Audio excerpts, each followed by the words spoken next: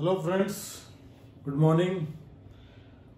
Continuous मैंने 2 क्लासें ली है और आज फिर मैं एक नया वीडियो बना रहा हूँ और होपफुली आपको मज़ा आ रहा होगा। कुछ लोगों ने ये सा सुझाव दिया था कि आपकी जो वॉइस है वो कम आ रही है, तो उसका भी मैंने देख लिया। अभी माइक मंगाया है, जैसे वो आ जाता तो अपन उससे करेंगे। ठीक है, तो आज फ्रेंड्स ऐसा है, मैंने आज का जो सब्जेक्ट लिया है, आप एक ये भी बड़ा डिफिकल्ट चीज़ है, ऑक्सिलरी पावर क्या होती है। कोई भी विंड फार्म हो या कोई भी थर्मल पावर प्लांट हो, कोई सा भी प्लांट हो, उसको ऑक्सिलरी पावर तो चाहिए। तो वो ऑक्सिलरी पावर कहाँ से ली जाती है? वो ऑक्सिलरी पावर आपको ग्रिड से ही लेनी है, क्योंकि उससे लेके फिर आप उसको स्टार्टअप करते हो और फिर बाद में सिंक्रोनाइज करके ग्रिड में पावर डालते हो। आज मैं जो बताने वाला हूँ आपको, हो सकता है आप लोगों को पता हो, विंड फार्म में ऑक्सिलरी पावर कितने वोल्टेज चाहिए होती है, कैसे उसका अरेंजमेंट होता है, कैसे पावर ली जाती है, वो थोड़ा सा मैं आपको समझाने की कोशिश कर रहा हूँ। तो what is today topic? It is auxiliary power arrangement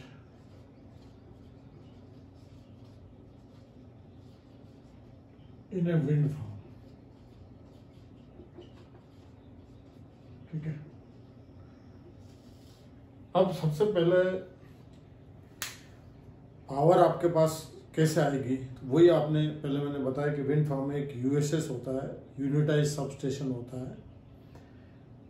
अगर ट्रांसफार्मर आपका ऊपर लगा हुआ है, जैसे सीमेंस गमेसा में ऊपर की तरफ रहता है, नेसल के अंदर ही ट्रांसफार्मर रहता है, ठीक है, तो वहाँ से जो पावर रिटर्न लाएंगे और नीचे जो उसके पैनल लगे हुए हैं, कन्वर्टर कैबिनेट वगैरह, वहाँ तक लेके आएंगे वो। और जहाँ अगर यूनिटाइज सबस्टेशन बाहर है, यूएसएस बाहर की तरफ बना हो, तो कैसे केबलिंग होती है वो सारे मैं बता देता हूँ किस टाइप, क्योंकि there are lot of types of uses भी कई तरह के होते हैं। कोई इसको एसएमएस बोल रहा है, कोई सीएसएस बोल रहा है, कोई यूएसएस बोल रहा है, कोई डीपीआर बोल रहा है, जिसके जो मर्जी है वो बोल रहा है, चीज़ वो एक ही है।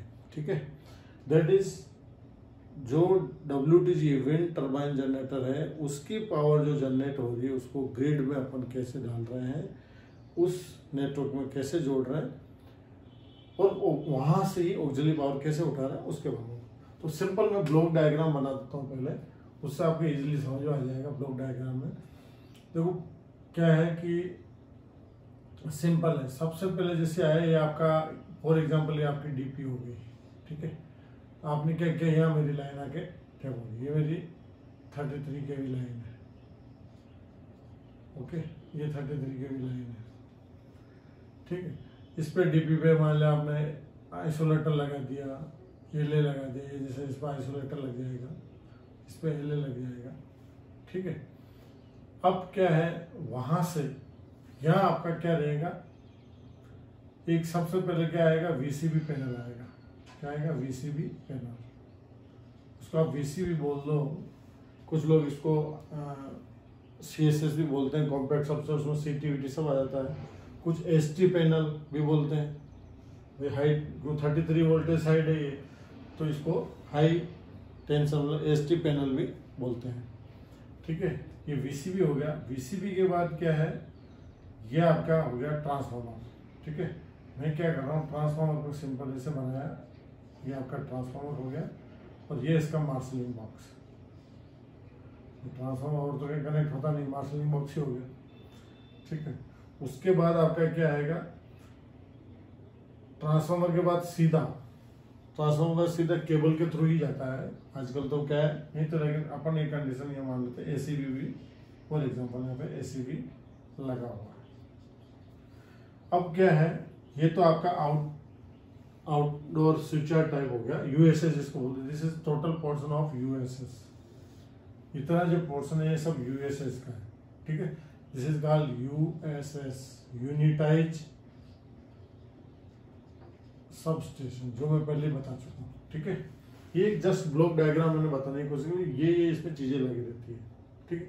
अब क्या है, जहां पे केवल वीसीबी है, तो अब यहाँ पे बहुत सारी अलग अलग कंडीशन आती है कि अगर मान लिया ये कोई STU का जैसे सेकी का प्रोजेक्ट नहीं है, STU का है और उसके लिए आपको सेपरेट मतलब वो लगाना है, ABT मीटर लगाना है। तो उस केस में आप क्या करोगे, यहाँ पे फिर ऊपर की तरफ यहाँ पे ये अपने को CT और PT बिठानी पड़ेगी, मीटरिंग CT और मीटरिंग PT। वही आपके उसमें PT का तो कोई काम है नहीं, CT का एक कोर प्रोटेक्शन में आ जाएगी, दूसरी कोर आपकी मीटरिंग के लिए यहाँ पे आ जाएगी। अलग से आप लगा सकते हो ABT मीटर, जैसे फॉर एग्जांपल यहाँ पे लगा दिया ABT मीटर। ओके, सेकी के केस में इसमें जरूरत नहीं है, तो वहां से उठा के लाएंगे। ठीक है, दूसरा आपका क्या हो गया, एक और है अभी जैसे जो चल रहा है वो आप combined metering CT PT unit आती है, कंबाइंड, जिसमें CT और PT दोनों एक ही यूनिट में होता है। नॉर्मली 11 के में यूज होती है, लेकिन यहाँ पे भी आप लगा सकते हो। तो उससे सीधा CT और PT कनेक्शन आके ABT मीटर में चले जाते हैं। उसको ऊपर यहीं पे एक स्ट्रक्चर बना के, जैसे ये तो लगनी है आइसोलेटर है, एक चैनल और बिठा के इस पर आप कंबाइंड CT PT वो बिठा दो आप। ठीक है, this is combined CT PT, combined CT and PT, ये दोनों इसमें आ जाता है। ठीक, तो ये है अलग अलग केस। तो अभी अपन इसे ज्यादा डिस्कस नहीं कर रहे हैं, ये जस्ट मैंने ब्लॉक डायग्राम बनाया कि यहाँ से आपका डो कंडक्टर, ये जो होता है इसको डो की बोलो, डो कंडक्टर ही कनेक्ट होता है। वो ACSR हो सकता है, AL59 हो सकता है, अभी ज्यादातर AL59 यूज ले रहे हैं। ये डो कंडक्टर के तो यहाँ है, ये सीधा आपके क्या है, यहाँ से आइसोलेटर से LA में होते हुए आपका सीधा ये आ गया VCB में, VCB से सीधा ट्रांसफार्मर में आ गया। ये जो VCB टू ट्रांसफार्मर है, ये इसकी बुशिंग होती है यहाँ पे। ठीक है, ये आपकी बुशिंग है, तो बुशिंग पे ही जुड़ता है। ओके, तो ये आपका कंडक्टर, ये भी आपका डो कंडक्टर ही यूज होता है। ये जो है ये भी पूरा डो कंडक्टर है,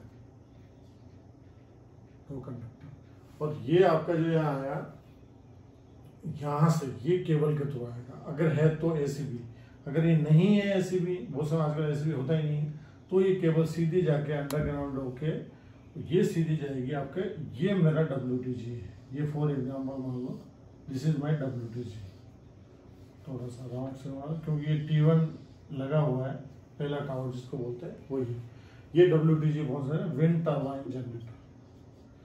कोई सा भी हो, उसमें दो पैनल होनी है, यानी एक आपकी होगी कन्वर्टर पैनल होगा, उसको कन्वर्टर कैबिनेट भी बोलते हैं।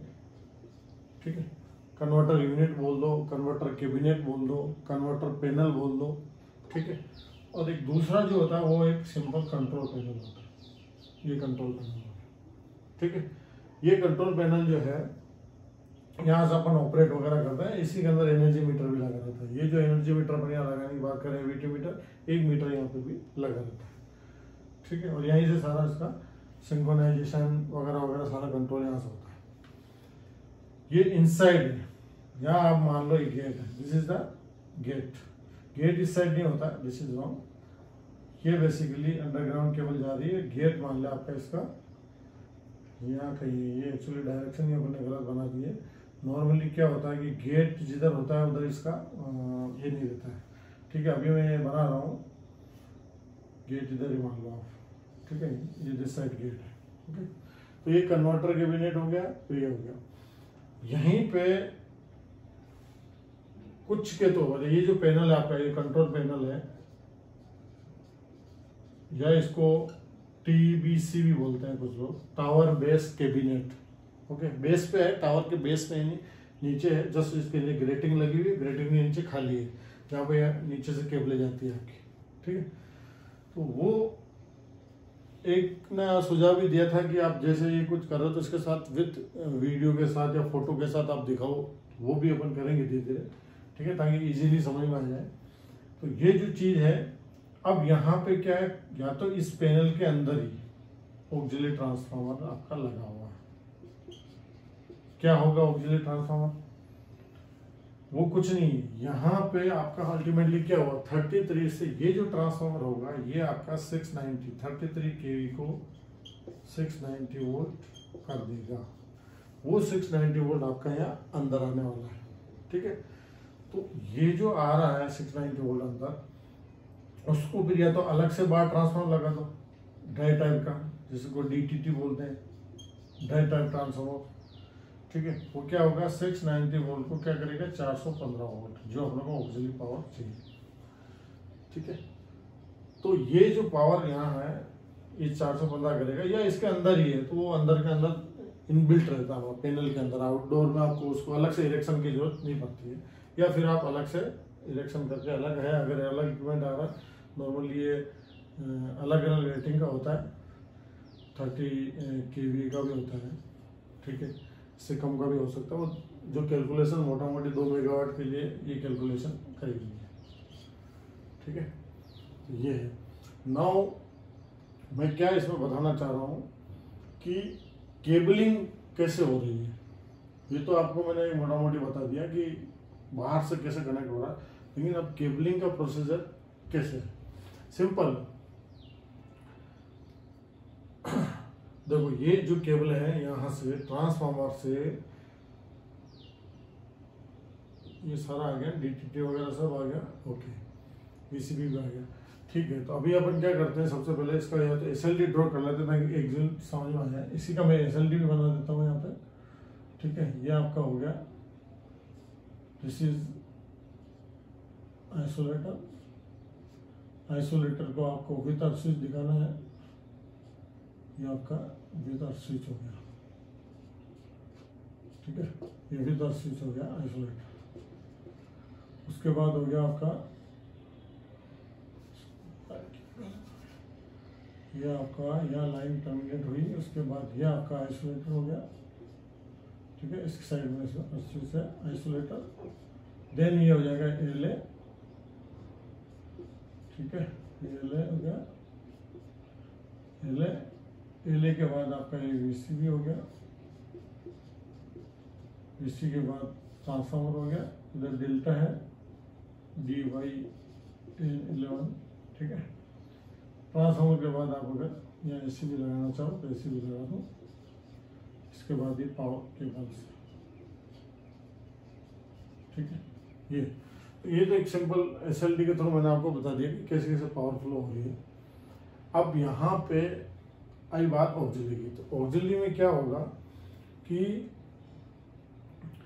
ये या तो अगर एसीबी है तो यहाँ से पावर उठाएंगे हम, एसीबी से क्या उठाएंगे, 690 वोल्ट सीधा ले जाके, ये अगर बाहर ट्रांसफार्मर यहाँ लगाएंगे, इसके अंदर ट्रांसफार्मर तो वहाँ कनेक्ट करेंगे, तो आपका 690 वोल्ट इसके इनपुट से, यानी एक तरह से ट्रांसफार्मर के एलवी साइड आप यहाँ से उठा रहे हो।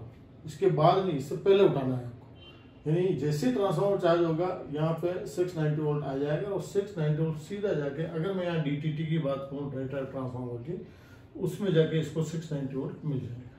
ठीक है, ये आप केबल डाल दो, 4 कोर की डाल दो, 4 कोर, और normally 10 square mm is okay, copper.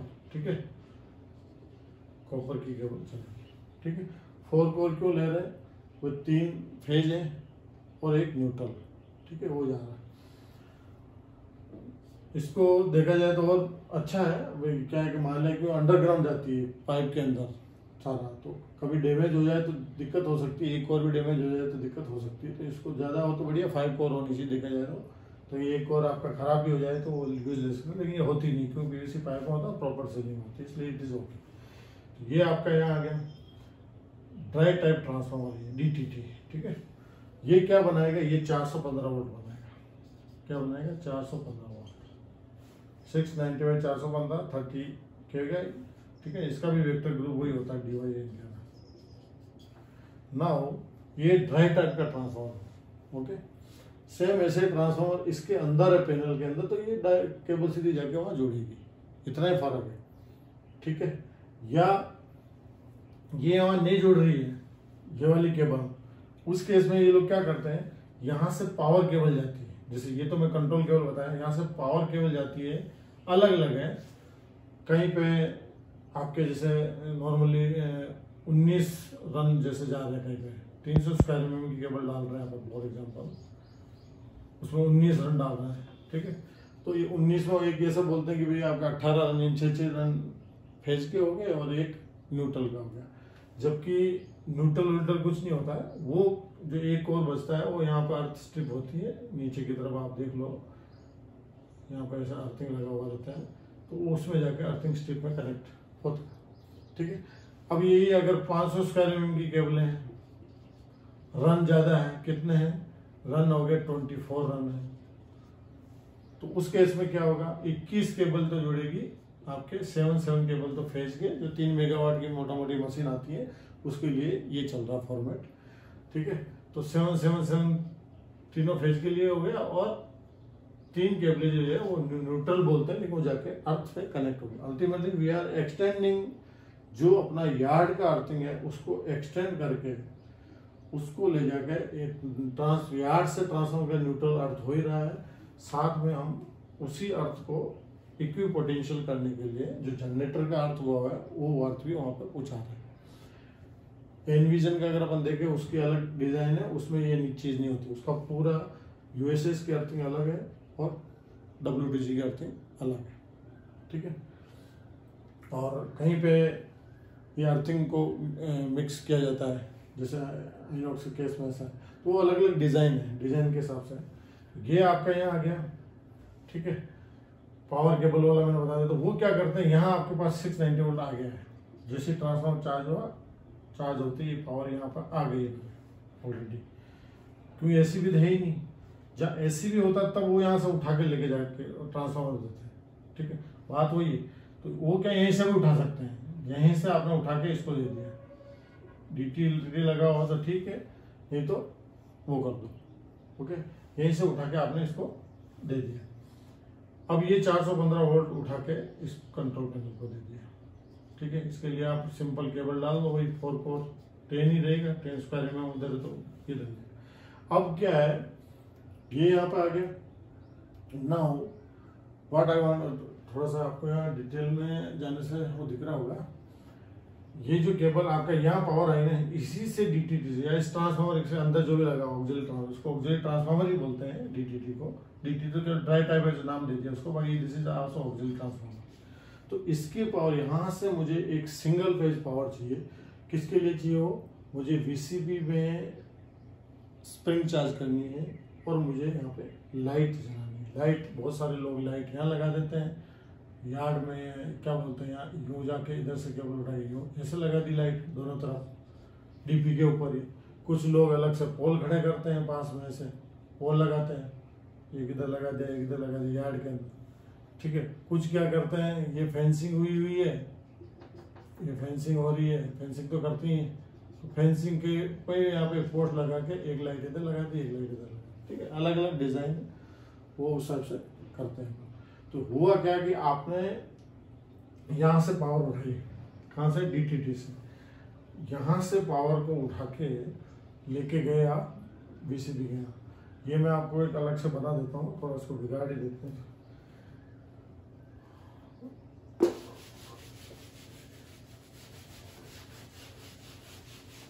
कुछ जो नए लोग हैं जिन्होंने नहीं देखा है, तो वो हो सकता है कि उनको थोड़ा कंफ्यूजन हो कि भाई क्या हो रहा है, उसके लिए थोड़ा प्रॉपर डायग्राम बने।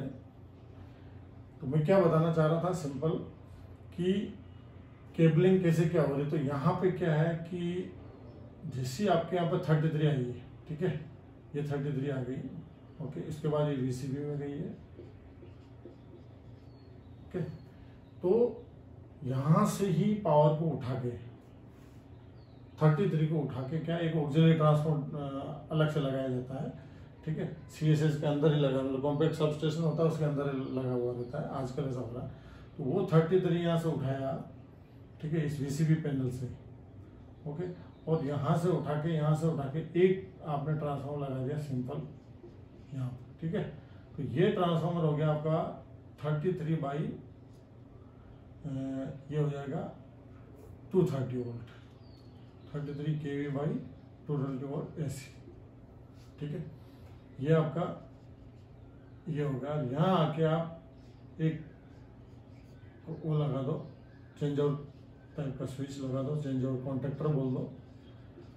ठीक है, तो हुआ क्या, यहाँ से आया ये 230 वोल्ट यहाँ पे भी आ गया, और एक इधर से जो मैंने अभी आपको WTG वाला बनाया था, ये वाला, इसके अंदर मैंने ये बताया था कि dry type transformer, auxiliary transformer यहाँ लगा हुआ है। ठीक है, तो ये जो आपका यहाँ से मेरा है कौन सा, यहाँ से यानी एसीबी बोल लो, या तो एसीबी वापस बना देता हूँ मैं। बीसीबी के बाद आपका ये ट्रांसफार्मर हो गया, ट्रांसफार्मर के बाद ये आपका एसीबी हो गया फॉर एग्जाम्पल, ठीक है। एसीबी इसको एलटी पैनल ही बोलते हैं, क्योंकि लो वोल्टेज साइड है 690 वोल्ट, इसको एलटी पैनल ही बोलते हैं, ठीक है। यहाँ से तो ये जो मैंने बताया था कि यहाँ से आपका जो 690 वोल्ट जाके ये गया, इसको क्या इसने 415 वोल्ट बनाया, यहाँ पे एक वो गया कंट्रोल पैनल पीबीसीसी बोलते हैं, और इधर आपका सीसी पैनल हो गया, कन्वर्टर कैबिनेट हो गया। तो क्या करेंगे कि इसमें से एक सिंगल फेज उठाएंगे, ठीक है, यहाँ से उठा लो उसी, क्योंकि आप हाँ तो सिंगल फेज को उठा के ये आप वापस एक केबल ला के इसके थ्रू ला के, या सीधा बोल दो मैं यहाँ दिखा दूँ केबल, ये पाइप के थ्रू यहाँ आएगा, पहले इट विल कम हियर, और उसके बाद ये जाके इसमें जुड़ गया आपका केबल के थ्रू। कितनी केबल डाला आप 5.5 2.5 स्क्वायर mm की डाल दो। ये मैं सजेस्ट करता हूँ 3 कोर की डालें, कुछ लोग इसको 2 कोर की भी डाल रहे हैं, क्योंकि क्या है 230 वोल्ट है, सिंगल फेज है, तो फेज और न्यूट्रल 2 ही वायर यूज होने वाले, क्योंकि ये यहाँ से पूरा पाइप के अंदर आ रही है, तो मान ले एक और डैमेज हो जाए तो पूरी केबल ही आपको रिप्लेस करनी पड़ सकती है। न्यूट्रल में तो फिर भी चलो कोई बात नहीं, जो हाथ से करके कर सकते हैं, या ट्रांसफार्मर का न्यूट्रल और दूसरे तरीके से भी आ रहा है, जिसको अपन नीचे आके अर्थ कर रहे हैं, ठीक है। न्यूट्रल को 3 केबलें उठा के, 3 बोलो या 1 केबल उठा के लाके अपन अर्थ कर रहे हैं, तो वहाँ से वापस उठा सकते हैं न्यूट्रल, वो है। तो ये कहने का मतलब ये हुआ कि यहाँ पे 3 कोर केबल डालना जरूरी है। अब ये आ गया, यहाँ पे ये चेंज और कॉन्टेक्टर लगा। अब क्या है यहाँ, ये पावर तो कैसे आएगी, जैसे आपका ग्रिड चार्ज होगा, यानी ये जैसे मैंने बताया आपको, दिस इज आइसोलेटर, ठीक है।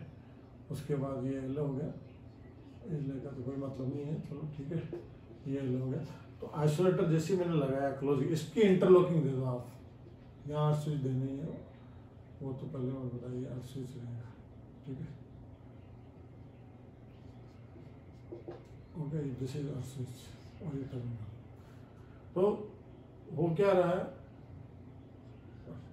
यहाँ पे देखो इस दोनों का वैसे कोई देते नहीं है आजकल, अभी भी ये सिस्टम आया है कि इसकी इंटरलॉकिंग से दे दो, होना भी चाहिए। सिस्टम ये बोलता है कि ये क्लोज होगा, यानी ये एनसी दिखाएगा तो ये आपका क्लोज होगा बीसीबी, अदरवाइज नहीं होगा। तो ये एक इंटरलॉकिंग इसमें दी जाती है, ठीक है।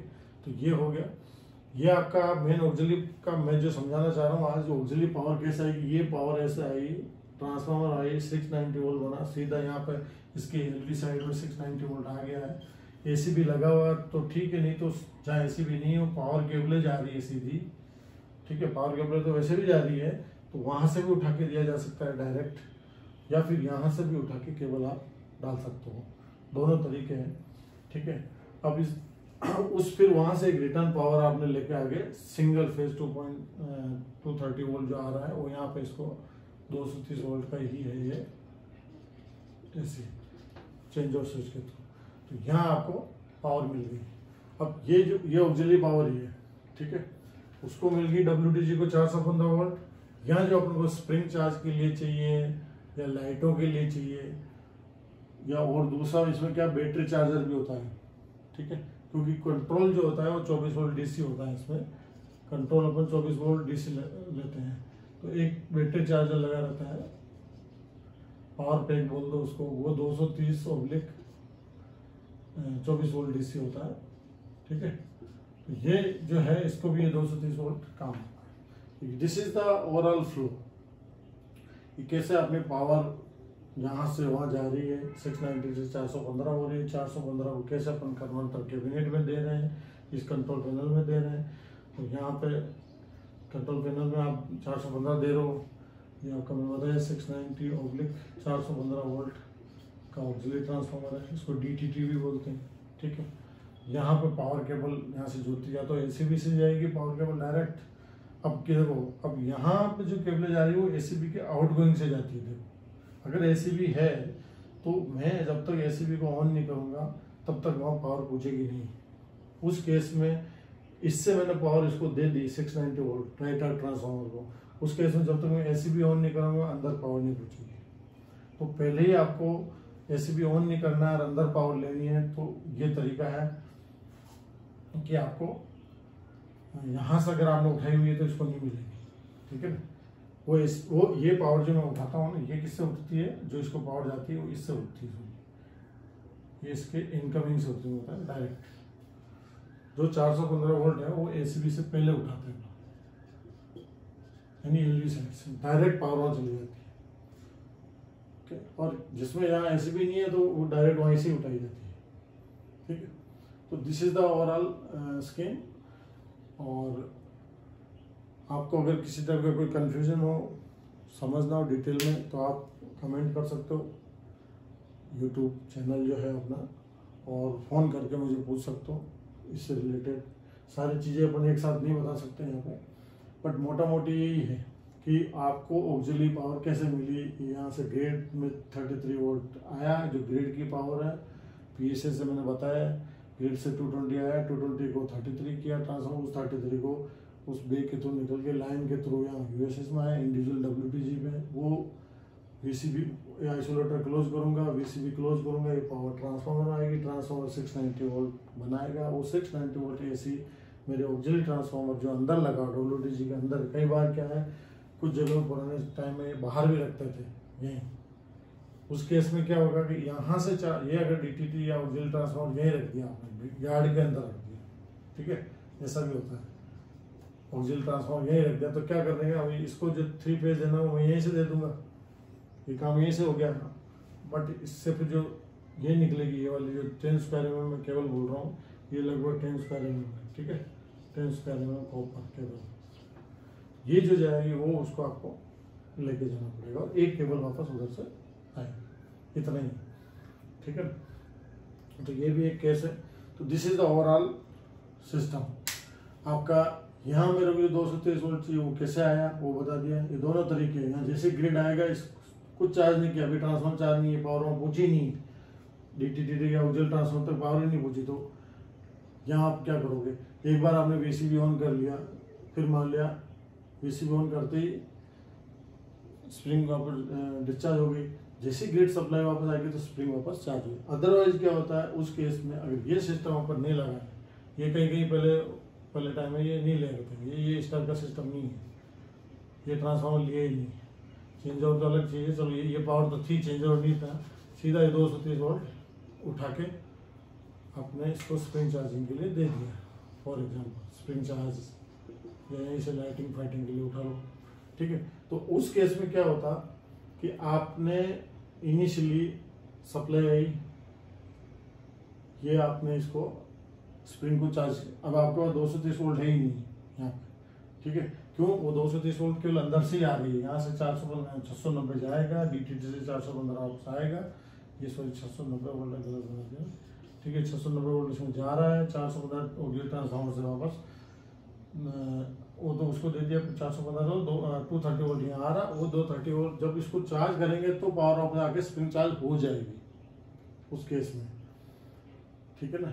लेकिन जब ग्रिड चला गया तो वापस डिस्चार्ज हो जाएगी, या इनिशियली अपन कह सकते हैं इनिशियली आपको जैसे ग्रिड को चार्ज किया तो इसको पावर नहीं मिलेगी, 230 नहीं आएगा, तो आपको मैनुअल स्प्रिंग चार्ज करनी पड़ेगी। तो जो रिस्क भी है, मैनुअली उसको ब्रेकर को ऑन करना पड़ता है पीसीबी को, वो सब रिस्क है, ठीक है।